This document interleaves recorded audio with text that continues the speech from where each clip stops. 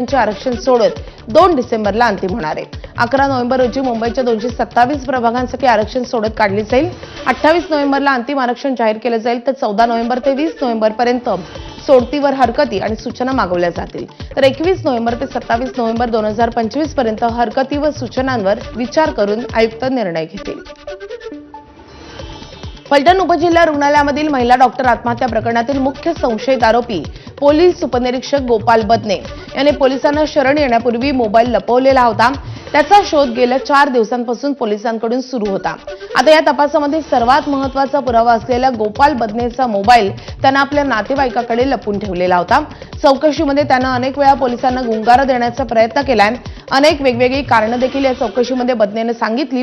पहिलं कारण होतं मोबाईल फेकून दिला, दुसरं कारण त्यानंतर फेकून दिलेल्या ठिकाणी तपासणी केली असता त्याने सांगितलं दुसरीकडे फेकलाय, तिसऱ्यांदा खरी माहिती दिली। पोलिसांनी कसून चौकशी केली असता त्याने मोबाईल नातेवाईकाकडे असल्याची कबुली दिली आहे। बुधवारी सायंकाळी 6च्या सुमारास पीएसआय गोपाल बदने याच्या मावस भावाने मोबाईल पोलिसांच्या ताब्यामध्ये दिलाय। त्यामुळे पोलिसांना आता या घटनेचा तपास करण्यासाठीचा हा मोठा पुरावा हाती लागलाय।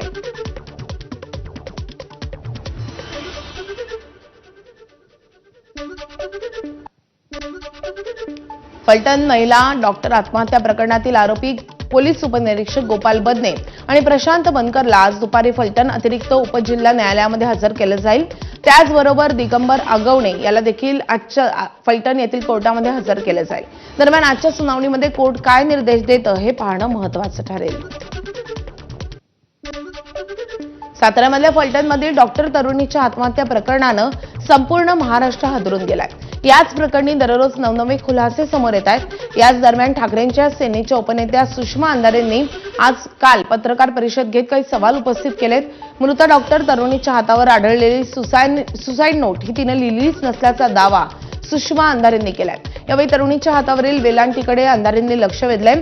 त्या महिलेच्या हातावर असलेली वेलांटी यामध्ये फरक आहे। पत्रामध्ये लिहिलेली वेलांटी दीर्घ आहे, तर तिच्या हातावरील वेलांटी वेगळी आहे आणि त्यामुळे ही आत्महत्या की हत्या याबाबत शंका घेण्यास वाव आहे असं अंधारेंनी म्हटलंय। दरम्यान सुषमा अंधारे मृत डॉक्टर महिलेच्या कुटुंबियांची भेट घेणार आहेत। फलटण प्रकरणावरून मला एवढंच म्हणायचं आहे की तुम्ही एखाद्या महिलेचं चारित्र्यहनन करताना जरा माहिती तर घेत चला। मी असा हत्येचा संशय व्यक्त केला होता, पण आता या 2 गोष्टींनी या तरुणीची आत्महत्या की हत्या ही गोष्ट अधिक किचकट झाली आहे। ह्या 2 कागद बघितल्यावर ती हत्या झाली आहे का असं म्हणायला फारच पुरेसा वाव आहे की 9 वेळा 4 पानी पत्रामध्ये लिहिलेला निरीक्षक शब्द त्याची वेलांटी दुसरी आहे आणि सुसाइडल नोट म्हणून संदर्भ घेतलेला हातावरचा जो शब्द आहे त्याच्यातली रची वेलांटी ही पहिली आहे।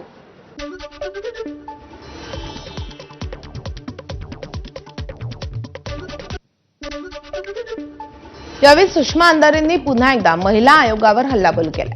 महिला आयोगाने या विषयावर अजून का काही बोलले नाही, त्यांनी सुपारी घेतली आहे का, कुणाला वाचवण्याचा प्रयत्न केला जातोय असं म्हणत अंधारेंनी प्रश्नांची सरबत्ती केली आहे। त्या मुलीने सुसाइडल नोट करताना एक पत्र आयोगाला लिहिलं। मला कमाल वाटते। खरं तर महिला आयोग नावाच्या गोष्टीवर आता मला बोलायची इच्छा नाही। राजकीय पुनर्वसनासाठी जर काही माणसं त्याच्यावर बसवली जात असतील आणि सत्ताधाऱ्यांची हुजरेगिरी करणं हे जर त्यांचं परम कर्तव्य असेल तर त्यावर आम्हाला काही फार बोलायची इच्छाच नाहीये। तोंडही खराब करावं असं वाटत नाही।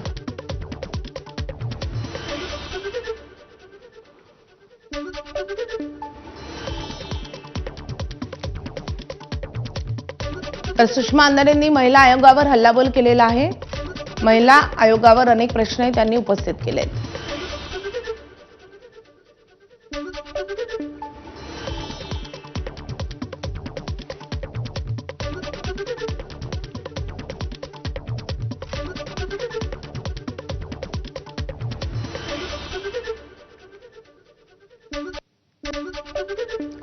भाजपचे ज्येष्ठ नेते आणि माजी केंद्रीय मंत्री नारायण राणे यांनी ठाकरे बंधूंवर आपला मोर्चा वळवलाय।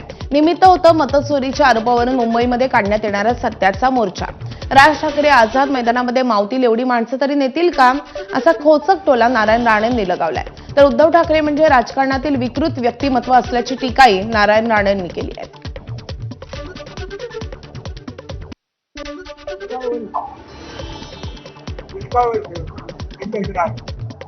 काय होणार नाही, काय करू शकणार नाही. दोघांची शब्द माहिती आहेत. उद्धव बरोबर 39 वर्ष राहिले पक्षात, काय कळत नाही त्याला.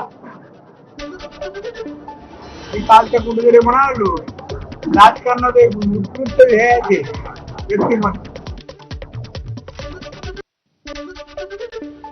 वेळ पडल्यास काँग्रेसचा उमेदवार निवडून आणू, पण भाजपसोबत बसणार नाही. बुलडाण्यामधल्या अजितदादांच्या राष्ट्रवादीचे नेते माजी आमदार दिलीप सनत यांनी असं वक्तव्य केलंय. त्याचा एक व्हिडिओ व्हायरल झाला असून त्यामध्ये त्यांनी असं वक्तव्य केलंय. मात्र एकीकडे महायुतीच्या वरिष्ठ नेत्यांनी स्थानिक स्वराज्य संस्थांच्या निवडणुका एकत्रित लढवणार असल्याचं सांगितलं असलं तरी स्थानिक पातळीवर महायुतीमध्ये अलबेल नसल्याचं दिसून येत आहे. मुंबईच्या वायबी चव्हाण सेंटरमध्ये ज्येष्ठ नेते शरद पवार आणि एमसीएचे अध्यक्ष काउन्सिल मेंबर आणि 83 क्लबचे सेक्रेटरी यांच्यामध्ये बैठक पार पडली आहे. या बैठकीमध्ये 12 तारखेला पार पडणाऱ्या एमसीएच्या निवडणुकीमध्ये कोणत्याही राजकीय नेत्यांचा हस्तक्षेप नको अशी सर्वांनी शरद पवारांना विनंती केली आहे. यावर शरद पवारांनी आतापर्यंत कोणत्याही मुख्यमंत्र्यांनी क्रिकेटमध्ये राजकारण केलं नाही आणि देवेंद्र फडणवीसही क्रिकेटच्या हितासाठीच काम करतील असं स्पष्ट केलंय. पुढे बोलताना क्रिकेटमध्ये राजकारणाचे जोडे बाजूला ठेवले पाहिजेत आणि फडणवीस तेच करतात असं म्हणत शरद पवारांनी मुख्यमंत्री देवेंद्र फडणवीसांचं कौतुक केलंय. दरम्यान याच बैठकीमध्ये अजिंक्य नाईक हे पुन्हा एकदा एमसी अध्यक्षपदाच्या शर्यतीमध्ये असल्याचे संकेत शरद पवारांनी दिले. पंतप्रधान नरेंद्र मोदींनी मुंबईमध्ये मॅरिटाईम लीडर्स कॉन्क्लेव्हमध्ये भाषण केलंय. जागतिक तणाव, व्यापारामधले अडथळे आणि बदलत्या पुरवठा साखळ्यांमध्ये भारत जगासाठी दीपस्तंभ बनू शकतो असं वक्तव्य पंतप्रधान मोदींनी केलंय. यावेळी त्यांनी भाषणामध्ये छत्रपती शिवाजी महाराजांचाही उल्लेख केलाय. ठाणे महानगरपालिकेच्या हद्दीमध्ये केंद्र आणि राज्य सरकारच्या निधीमधून उभारण्यात येणाऱ्या 68 आरोग्य मंदिरांपैकी 43 सुरू झालीत. मात्र काही ठिकाणी झालेल्या उद्घाटनांवरून ठाण्यामध्ये राजकीय वाद पेटलाय. भाजपचे आमदार संजय केळकर यांनी काही आरोग्य मंदिरांची पाहणी करत केंद्र सरकारचा निधी वापरून ठाणेकरांची फसवणूक होत असल्याचा आरोप केलाय. यावर केळकरांनी स्वतःच्या वॉर्डाकडे लक्ष द्यावं असं म्हणत शिंदेच्या शिवसेनेच्या माजी नगरसेविका मालती पाटील यांनी प्रत्युत्तर दिलंय. या आरोप प्रत्यारोपामुळे ठाण्यातलं राजकीय तापमान वाढलंय. आगामी महापालिका निवडणुकीपूर्वी भाजप आणि शिंदे गटामध्ये तणाव वाढल्याची चिन्ह दिसत आहेत. बंद राहण्याची वेळ नाहीये. मी अशा वेळेला आलोय की आरोग्य मंदिर हे चालू असलं पाहिजे. तुमची अवस्था बघा, म्हणजे रिबीन जी कापलेली आहे, कोणी कापली काय कापली काहीच माहिती नाही.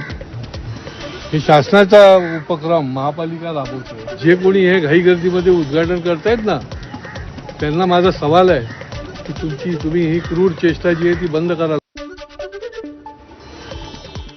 तर या बातम्यांसोबतच बुलेटिनमध्ये वेळ झाली अगदी छोट्याशा ब्रेकची. लगेचच परत आहे, पाहत राहा एबीपी माझा. निवडणूक आयोगाविरोधात राज